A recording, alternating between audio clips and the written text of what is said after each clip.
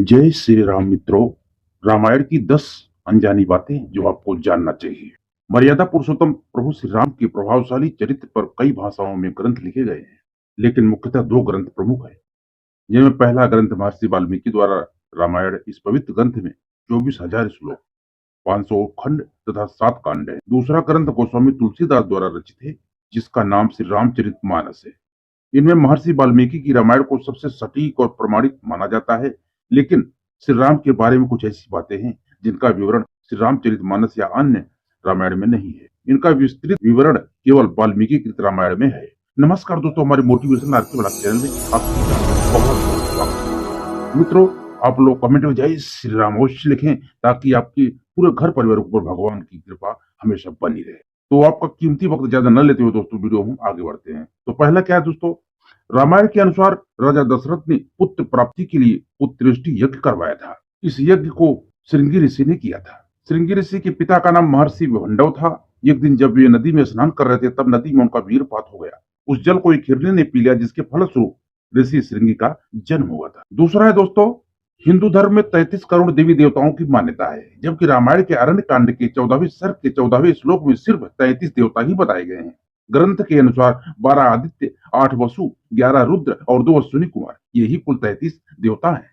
तीसरा है दोस्तों, महर्षि वाल्मीकि द्वारा रचित रामायण में सीता स्वयंवर का वर्णन नहीं है। रामायण के अनुसार भगवान राम व लक्ष्मण ऋषि विश्वामित्र के साथ मिथिला पहुंचे। तब विश्वामित्र ने ही राजा जनक से श्री राम को वह शिव धनुष दिखाने के लिए कहा। तब भगवान श्री राम ने उस धनुष को उठा लिया और प्रत्यंता चढ़ाते समय वह टूट गया।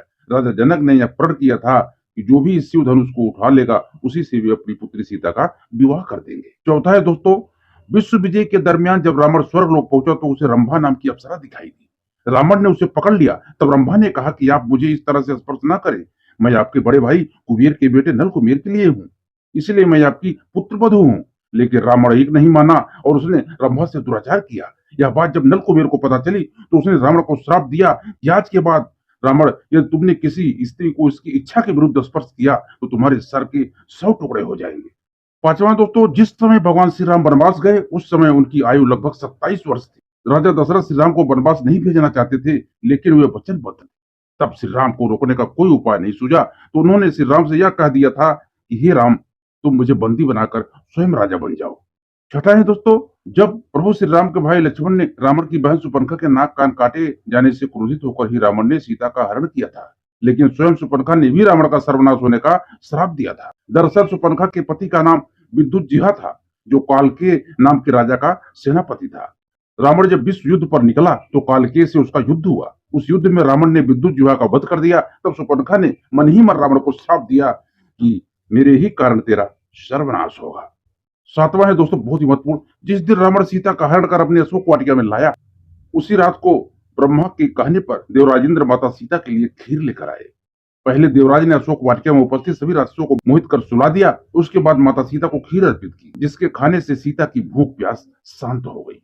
आठवां दोस्तों, सीता हरण करते समय जटायु नामक गिद्ध ने रावण को रोकने का प्रयास किया। रामायण के अनुसार जटायु के पिता अरुण है। यह अरुण ही भगवान सूर्यदेव के रथ के सारथी। नौवां है दोस्तों, जब भगवान राम और लक्ष्मण वन में सीता की खोज कर रहे थे, उस समय कबंध नामक राक्षस का प्रभु राम ने वध कर दिया। वास्तव में कबंध एक सांप के कारण राक्षस बन गया था। जब श्री राम ने उसके शरीर को अग्नि में समर्पित किया तो वह सांप मुक्त हो गया। कबंध ने ही श्री राम को सुग्रीव से मित्रता करने के लिए कहा था। 10वां दोस्तों, जब काफी समय तक राम रावण का युद्ध चलता रहा, तब अगस्त्य मुनि ने श्री राम से आदित्य हृदय स्त्रोत का पाठ करने को कहा, जिसके प्रभाव से भगवान श्री राम ने रावण का वध किया। तो दोस्तों, ये कुछ प्रमुख बातें थी जो हमने आपको बताई। और रामचरितमानस की बहुत सी टीकाएं हैं, बहुत सी टिप्पणी हैं, परंतु जो यथार्थ है दोस्तों, हम आप तक उसको पहुंचाने का प्रयास करते हैं। तो मुझे आशा है ये वीडियो आपको अच्छा लगा हो। यदि वीडियो आपको हमारा अच्छा लगा हो मित्रों, तो हमारी वीडियो को एक लाइक कर देना, और यदि चैनल में आप लोग नए हैं तो चैनल को सब्सक्राइब करके बेल आइकन को जरूर प्रेस करें, ताकि ऐसे ही गीता, भागवत, रामायण, महाभारत की और कहानियां आपको हमेशा मिलती रहे। तो मिलते हैं दोस्तों अगले वीडियो में। तब तक आप खुश रहे, मस्त रहे, आनंद में रहे। जय श्री राम मित्रों।